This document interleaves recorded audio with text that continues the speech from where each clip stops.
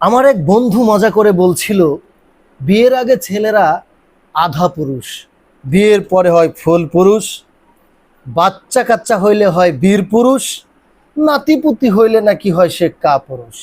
আমি শুনে অট্টহাসি দিয়েছিলাম, কিন্তু ডিয়ার ফ্রেন্ডস, আপনি বিশ্বাস করেন আর না করেন, এটাই আমাদের বাঙালির জীবনের জন্য বাস্তব, এবং অন্যান্য দেশেও এটা ফলো করা যাচ্ছে।